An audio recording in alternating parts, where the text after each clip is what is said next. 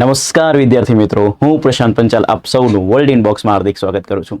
મિત્રો, મુખ્ય પરીક્ષામાં જે વર્ણનાત્મક અંગ્રેજી પૂછાય છે એમાં માસ્ટરી લાવવા માટે આપણી વર્લ્ડ ઇનબોક્સ એકેડમીએ શરૂ કરેલો પ્રોજેક્ટ CDE એટલે કે ક્રેક ડિસ્ક્રિપ્ટિવ ઇંગ્લિશ અંતર્ગત આજે આપણે લેક્ચર નંબર 30માં ભેગા થયા છીએ. લેક્ચર નંબર 30 પેરેગ્રાફ 2 જે ફ્યુચર કન્ટિન્યુઅસ ટેન્સના બેઝ ઉપર રહેવાનો છે એ ડિસ્કસ કરવાનો છે.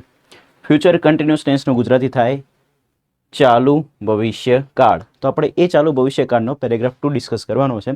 પેરેગ્રાફ 1 ઓલરેડી આપણે ડિસ્કસ કરેલો છે લેક્ચર નંબર 29 ની અંદર. તો પ્લીઝ તમે ના દેખેલો તો તમે દેખી લેજો, કારણ કે એમાં મેં બહુ ડિટેલમાં વાક્યરચના શીખવાડેલી છે.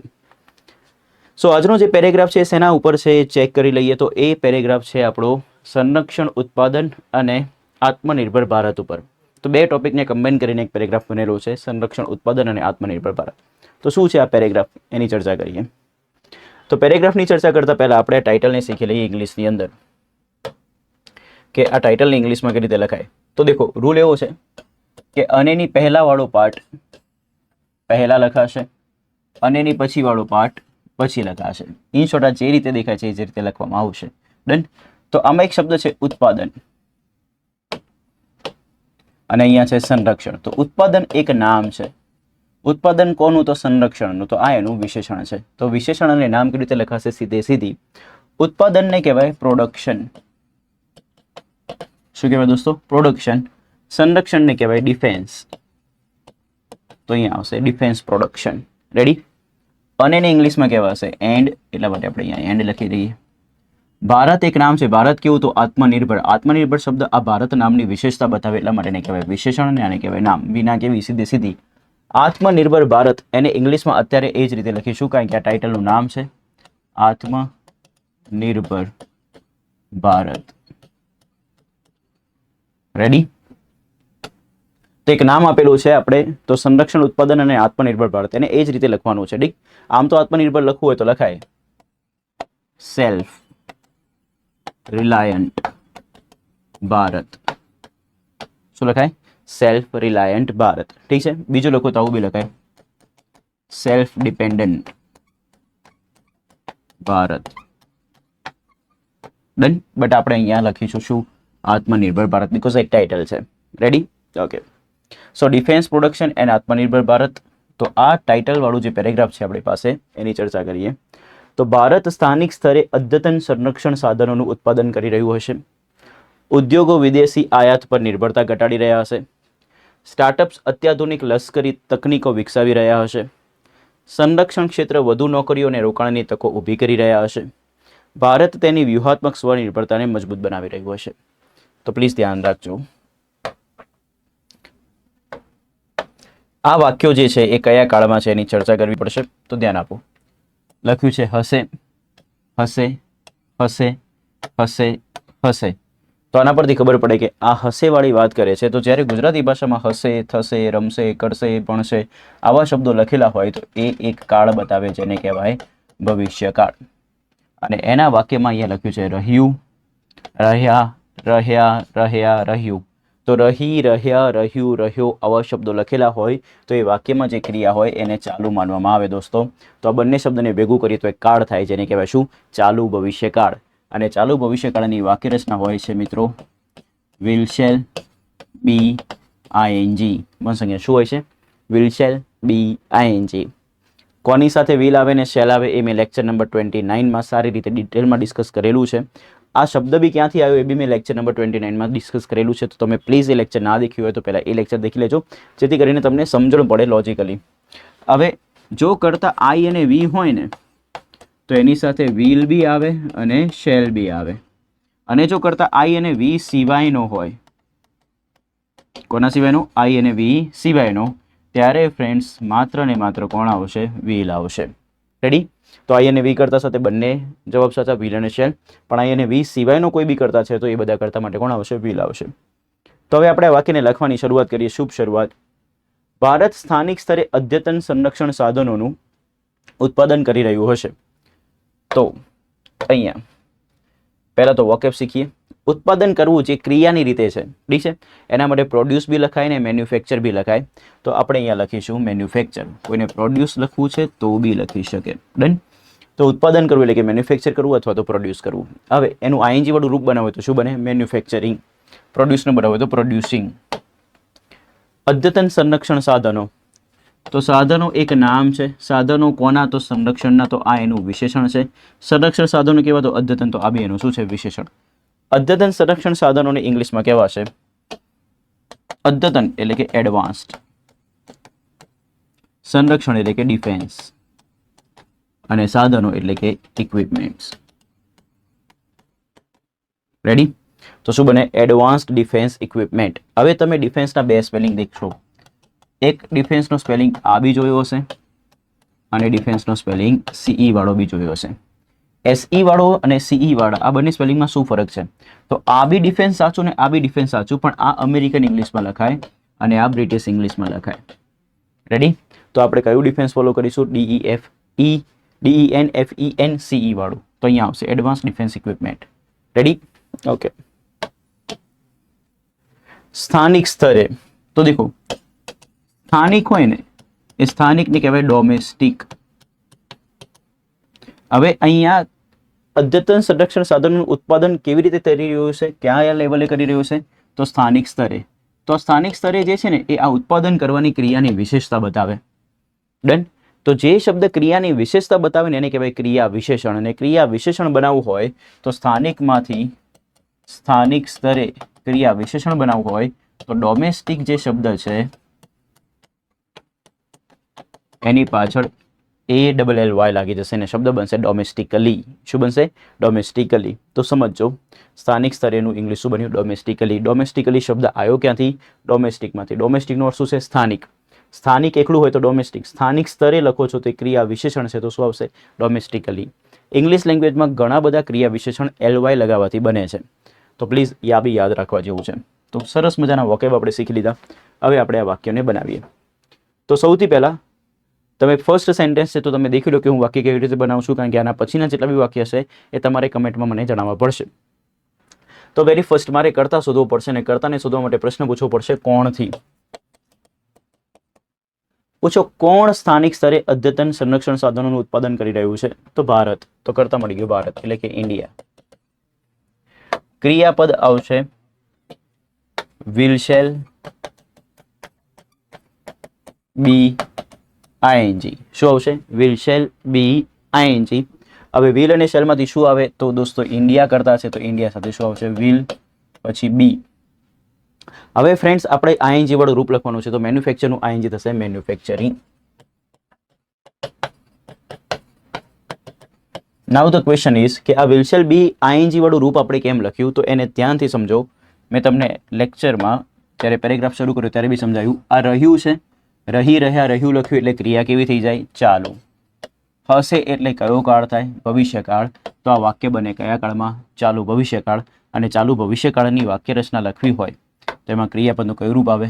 Will shall be ING. એટલા માટે અહીંયા વિલ શેલ બી આઈએનજી લખેલું છે. હવે થર્ડ સ્ટેજમાં વાત કરીએ તો થર્ડ સ્ટેજમાં આવશે કર્મ. કર્મ માટે પ્રશ્ન પૂછવો પડશે શું અથવા કોને, કોનું, કોના. આવી રીતે જે સેટ થતું એના રીતે પ્રશ્ન પૂછવાનો એટલે જવાબ મળી જશે. પૂછો ભારત કોનું ઉત્પાદન કરી રહ્યું હશે? તો જવાબ મળે છે અદ્યતન સંરક્ષણ સાધનોનું.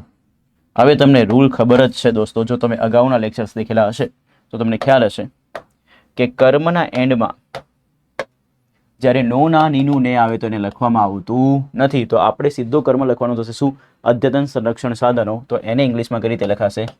તો એડવાન્સ્ડ ડિફેન્સ ઇક્વિપમેન્ટ. રેડી? હવે છેલ્લો એક શબ્દ બાકી રહી ગયો, કયો? સ્થાનિક સ્તરે. તો સ્થાનિક સ્તરે જે છે એ ક્રિયાની વિશેષતા બતાવે. કઈ ક્રિયાની વિશેષતા બતાવે છે? તો ઉત્પાદન કરવાની. તો એને ક્યાં લખાશે? તો વાક્યના એન્ડમાં લખી દઈએ. તો સ્થાનિક સ્તરેનું ઇંગ્લિશ થશે ડોમેસ્ટિકલી. તો શું બન્યું આખું વાક્ય? India will be manufacturing advanced defence equipment domestically. Clear છે? તો આઈ હોપ તમને આ સેન્ટેન્સમાં પૂરેપૂરી ખબર પડી હશે. આમાં સારો શબ્દ એક આ ડિફેન્સ વાળો હતો. ડિફેન્સમાં તમે આ SE વાળું લખીને આવશો તો અમેરિકન ઇંગ્લિશમાં જતું રહેશે. એટલે યાદ રાખવાનું આપણે ઇન્ડિયન બ્રિટિશ ઇંગ્લિશને ફોલો કરીએ છીએ તો શું આવશે? CE વાળું આવશે. આવા નાના નાના પોઈન્ટ યાદ રાખવા પડશે. નેક્સ્ટ સેન્ટેન્સ તરફ આગળ વધીએ. ઉદ્યોગો વિદેશી આયાત પર નિર્ભરતા ઘટાડી રહ્યા હશે. તો સૌથી પહેલા કરતા કોણ છે? ઉદ્યોગો. ઉદ્યોગોને આમ તો બિઝનેસીસ કહેવાય, પણ આપણે જ્યારે અહીંયા કંપનીના સેન્સમાં વાત કરીએ છીએ ત્યારે ઉદ્યોગોને આપણે કહી દઈશું ઇન્ડસ્ટ્રીઝ. શું કહીશું મિત્રો? ઇન્ડસ્ટ્રીઝ. એક હોય ઉદ્યોગ તો એને ઇન્ડસ્ટ્રી કહેતા. પણ હવે દેખો આ આર વ્યંજન છે ને આ વાય છે. રૂલ એવો છે કે વ્યંજન વત્તા વાય આવે અને એનું બહુવચન કરવું હોય તો વાય નીકળી જાય ને શું લાગે? IES અને શબ્દ બને શું? ઇન્ડસ્ટ્રીઝ. ઘટાડવું. ઘટાડવાની ક્રિયાને કહેવાય રિડ્યુસ કરવું. રિડ્યુસનું ING બનશે રિડ્યુસિંગ. નિર્ભરતા. નિર્ભરતા અગાઉ બી આવેલો શબ્દ છે, એને કહેવાય ડિપેન્ડન્સ. શું કહેવાય? ડિપેન્ડન્સ. ડિપેન્ડન્સના સ્પેલિંગમાં મજાની વાત એ છે કે એમાં ક્યાંય એ નથી આવતો, તો એનો સ્પેલિંગ ઇઝી થઈ જાય આપણા માટે. દેખો DEPEN ને ડેન્સ. ડાન્સ ને અહીંયા ડેન્સ. ડેન્સ શું બનશે? DENCE. તો નિર્ભરતાનો શું થશે? ડિપેન્ડન્સ.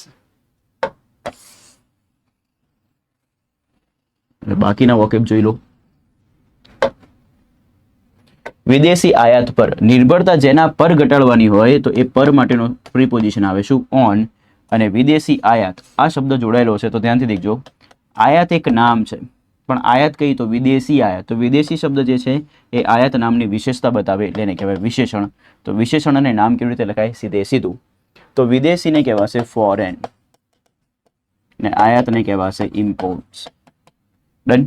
તો વિદેશી આયાત પર તો શું બનશે? On foreign imports. રેડી છે? તો જેટલા બી વોકેબ હતા એ બધા આપણે શીખી લીધા છે. હવે આપણે સરસ મજાની રીતે આપણે એને ફ્રેમ કરીએ.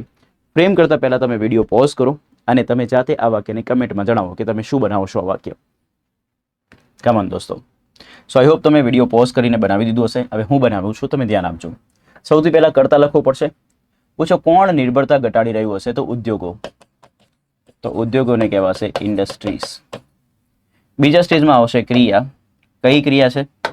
ઘટાડી રહ્યું હશે. તો ઘટાડવાની ક્રિયાને શું કહેવાય? રિડ્યુસ કરવું. પણ એને લખવું પડશે કયા ફોર્મમાં? વિલ, શેલ બી, ING ફોર્મમાં. કેમ? કારણ કે આ હશે એ ભવિષ્યકાળ છે, રહ્યા એટલે ક્રિયા ચાલુ છે, તો બન્યો ચાલુ ભવિષ્યકાળ. ચાલુ ભવિષ્યકાળની વાક્ય રચના શું થાય? Will, shall B, ING. આ કઈ રીતે આવે છે? લેક્ચર નંબર 29માં ડિટેલમાં શીખવાડેલી છે, તો પ્લીઝ એ લેક્ચર દેખી લેવા નમ્ર વિનંતી. તો ઇન્ડસ્ટ્રીઝની સાથે આવશે વિલ બી. ઘટાડવાની ક્રિયાને કહેવાય રિડ્યુસ. તો રિડ્યુસમાં ING બનશે રિડ્યુસિંગ.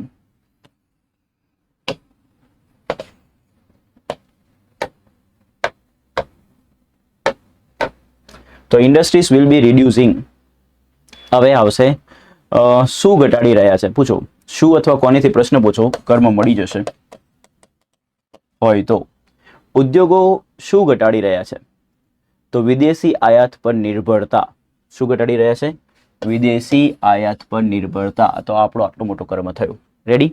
તો આ કર્મને આપણે લખવું છે તો પાછળથી આગળ આવવું પડશે. કેમ? કારણ કે ગુજરાતી કરતાં અંગ્રેજી ભાષા ઊંધી છે.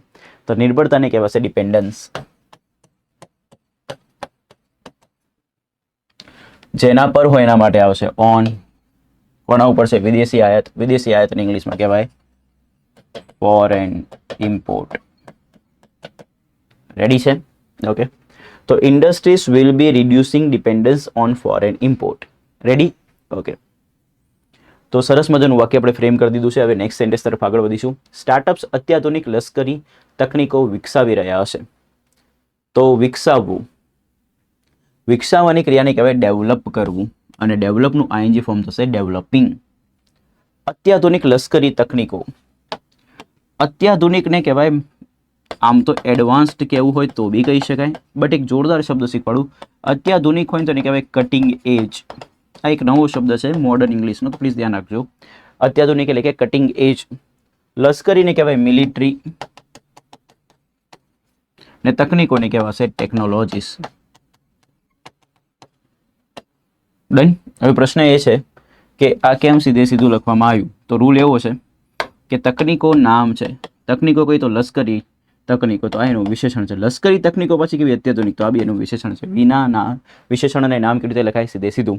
તો શું બન્યું? કટિંગ એજ મિલિટરી ટેકનોલોજીસ. તકનીક એક હોય તો ટેકનોલોજી, પણ અહીંયા એકથી વધુ છે એટલે આવશે ટેકનોલોજીસ. તો શું બન્યું? કટિંગ એજ મિલિટરી ટેકનોલોજીસ. રેડી? ઓકે. તો પ્લીઝ જોઈ લેજો. નેક્સ્ટ. તો બધા વોકેબ આપણે શીખી લીધા છે. હવે આપણે આ વાક્યને ફ્રેમ કરીશું. તો સૌથી પહેલા વિડીયો પોઝ કરો ને તમે જાતે આ વાક્યને બનાવવાનો ટ્રાય કરો. રેડી છે? ઓકે. કમેન્ટ કરીને જણાવો દોસ્તો તમે આ વાક્ય શું બનાવશો. So let's start. સૌથી પહેલા કર્તા શોધીશું. કર્તાને શોધવા માટે પ્રશ્ન પૂછવો પડશે કોણથી. પૂછો કોણ તકનીકો વિકસાવી રહ્યા હશે? તો સ્ટાર્ટઅપ્સ. સ્ટાર્ટઅપ્સ. બીજા સ્ટેજમાં આવશે ક્રિયા. ક્રિયા માટે દેખો રહ્યા એટલે ચાલુ ક્રિયા છે, હશે એટલે ભવિષ્યકાળ છે, તો ચાલુ ભવિષ્યકાળ, જેની વાક્ય રચના થઈ ગઈ વિલ શેલ બી આઈએનજી. તો સ્ટાર્ટઅપ સાથે આવશે વિલ, પછી આવશે બી. હવે એના પછી રૂપ લખવું પડશે આઈએનજી વાળું. વિકસાવવાની ક્રિયાને કહેવાય ડેવલપ કરવું, અહીં આવશે ડેવલપિંગ. તો સ્ટાર્ટઅપ્સ વિલ બી ડેવલપિંગ. હવે કર્મ માટે શું કાં તો કોનીથી પ્રશ્ન પૂછો. પૂછો સ્ટાર્ટઅપ શું વિકસાવી રહ્યા હશે? તો અહીંયા જવાબ આવશે અત્યાધુનિક લશ્કરી ટેકનિકો, એટલે કે અહીંયા આવશે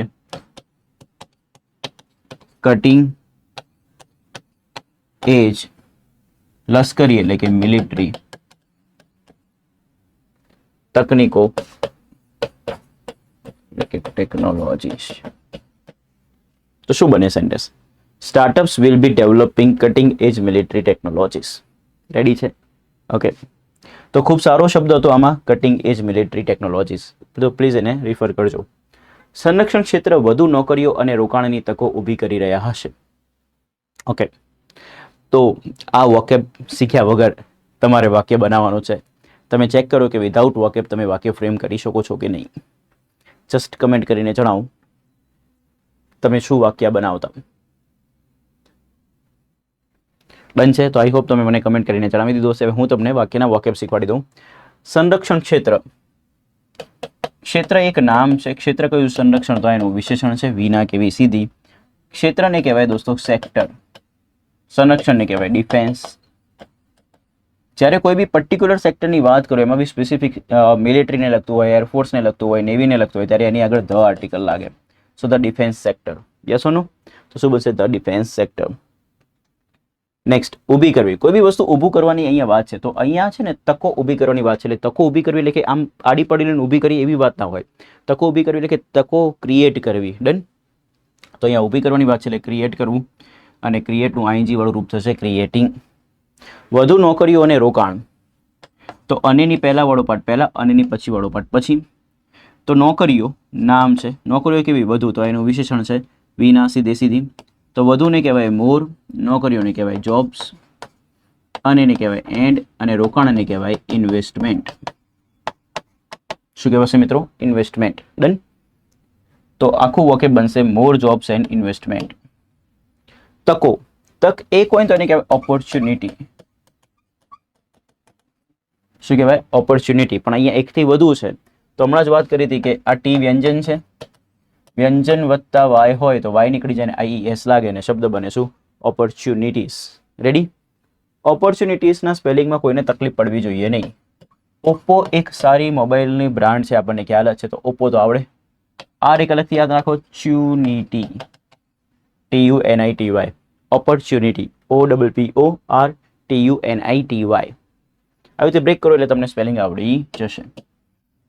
તો હવે આ વોકેબ તમે શીખી લીધા છે. હવે વોકેબનો ઉપયોગ કરીને તમે આ વાક્યને ફ્રેમ કરવાનો પ્રયત્ન કરો મિત્રો. હવે તમે મને કમેન્ટ કરીને જણાવો કે તમે શું વાક્ય બનાવતા. જોઈએ. સો આઈ હોપ તમારાથી વાક્ય સાચું બન્યું હશે. આપણે હવે વાક્યને બનાવી દઈએ. તો સૌથી પહેલા પૂછો કે કોણ વધુ નોકરીઓ અને રોકાણની તકો ઊભી કરી રહ્યા હશે? તો જવાબ મળે છે સંરક્ષણ ક્ષેત્ર. સંરક્ષણ ક્ષેત્રને કહેવાય ધ ડિફેન્સ સેક્ટર.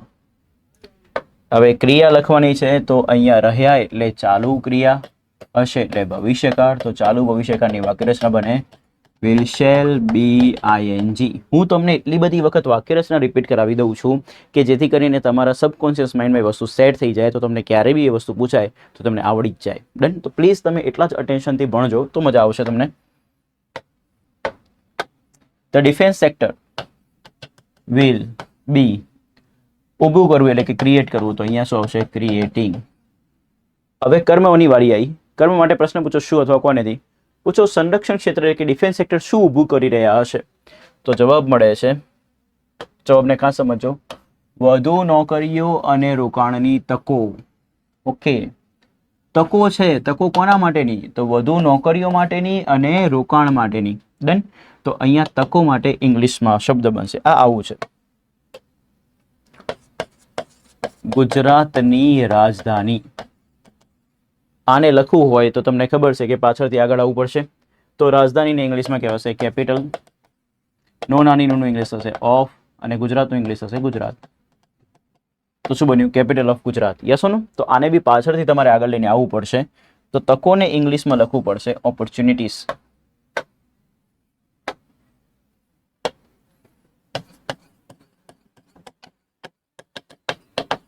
ઓપોર્ચ્યુનિટીઝ. હવે મસ્ત મજાનો નિયમ શીખવાડું. દેખો, ઓપોર્ચ્યુનિટી જે શબ્દ છે એના પછી જો ક્રિયાપદ લખવાનું હોય, જેમ કે રમવાની તક,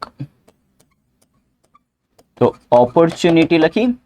હવે એના પછી મારે આ ગુજરાતી કરતો તો ઇંગ્લિશ ઊંધું જ છે, તો પાછળથી આગળ આવવું પડશે. તો પહેલા તક લખ્યું એટલે ઓપોર્ચ્યુનિટી લખી, પછી મારે રમવાની લખવું છે, તો રમવું એ ક્રિયાપદ છે.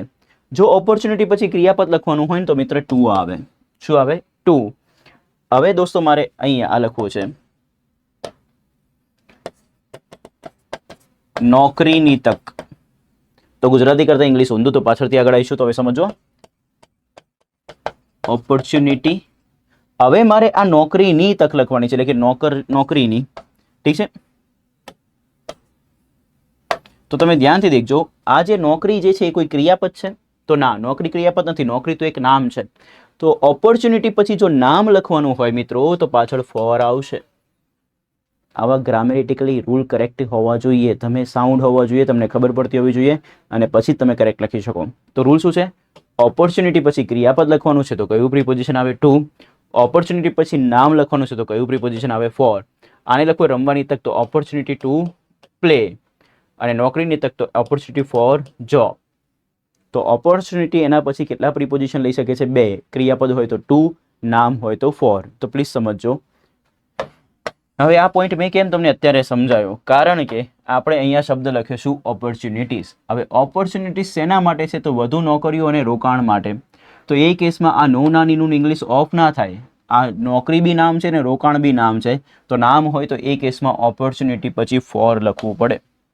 શું લખવું પડે મિત્રો? ફોર. તો અહીંયા આવશે ફોર. હવે પૂછો શેના માટેની તકો? તો તમને જવાબ મળી જશે વધુ નોકરીઓ અને રોકાણની તકો. તો બસ આ લખવાનું છે, અને એની પહેલા વાળો પાર્ટ પહેલા અને એની પછી વાળો પાર્ટ પછી. તો વધુ નોકરીઓને કહેવાશે મોર જોબ્સ, એન્ડ રોકાણને કહેવાશે ઇન્વેસ્ટમેન્ટ. તો આખું વાક્ય શું બન્યું? The defence sector will be creating opportunities for more jobs and investment. સરસ મજાની વાત શું હતી ખબર છે? જનરલી નામ નોનાનીનું ને નામ આવી રીતે લખવામાં આવે તો નોનાનીનું એનું અંગ્રેજી ઓફ થાય. ડન. જેમ કે ગુજરાતની રાજધાની, તો કેપિટલ ઓફ ગુજરાત, તો એમાં નોનાનીનું અંગ્રેજી શું કર્યું? ઓફ કર્યું. પરંતુ અહીંયા એક રૂલ છે, તક એટલે કે ઓપોર્ચ્યુનિટી થાય, તકો તો ઓપોર્ચ્યુનિટીઝ થાય. ઓપોર્ચ્યુનિટીઝ જેના માટે હોય એમાં પાછળ જો ક્રિયાપદ લખવાનું હોય તો ટુ પ્રિપોઝિશન આવે, નામ લખવાનું હોય તો ફોર પ્રિપોઝિશન આવે. અહીંયા નોકરીઓ અને રોકાણ નામ છે એટલા માટે ફોર પ્રિપોઝિશન આવ્યું, ઓફ આવશે નહીં. આવા રૂલ્સ દોસ્તો તમને ક્રેક ડિસ્ક્રિપ્ટિવ ઇંગ્લિશ નામના આધ્યાત્મિક આપણા પ્રોજેક્ટમાંથી શીખવા મળે છે. તો પ્લીઝ આ લેક્ચર્સને વધુમાં વધુ શેર કરજો. બિકોઝ લખવું ખાલી જરૂરી નથી, ગ્રામેટિકલી કરેક્ટ લખવું જરૂરી છે. તો હું તમને લખતા બી શીખવાડું છું, સાથે સાથે ગ્રામેટિકલી કરેક્ટ લખતા શીખવાડું છું. તો તમને ડબલ ડોઝ મળી રહ્યા છે. તો પ્લીઝ તમે આ લેક્ચર્સને મેક્સિમમ લાઇક કરો, શેર કરો અને કમેન્ટ કરો દોસ્તો. નેક્સ્ટ, ભારત તેની વ્યૂહાત્મક સ્વનિર્ભરતાને મજબૂત બનાવી રહ્યું હશે. સરસ. તો મજબૂત બનાવવું, મજબૂત બનાવવાની શબ્દને કહેવાય, એ ક્રિયાને કહેવાય સ્ટ્રેન્થન કરવું. શું કરવું? સ્ટ્રેન્થન. હવે આ સ્ટ્રેન્થન શબ્દ આવે છે શેના પરથી? તો સ્ટ્રેન્થ પરથી. સ્ટ્રેન્થ એટલે મજબૂત, આપણી તાકાત ને શું કહેવાય? સ્ટ્રેન્થ. એ મજબૂત બનાવવાની ક્રિયા હોય તો શું કહેવાય? સ્ટ્રેન્થન. તમે આ બી શબ્દ સાંભળ્યો છે, સ્ટ્રોંગ. આ બધા કાકા બાપાના ભાઈઓ છે. ડન. તો સમજો, મજબૂત બનાવવું એટલે કે સ્ટ્રેન્થન કરવું. સ્ટ્રેન્થનના સ્પેલિંગમાં ક્યાંય પણ એ નથી આવતો. સ્ટ્રેન્થનનો સ્પેલિંગ ધ્યાનથી દેખો, આપણને આવડતો હોવો જોઈએ. STRENGTHEN.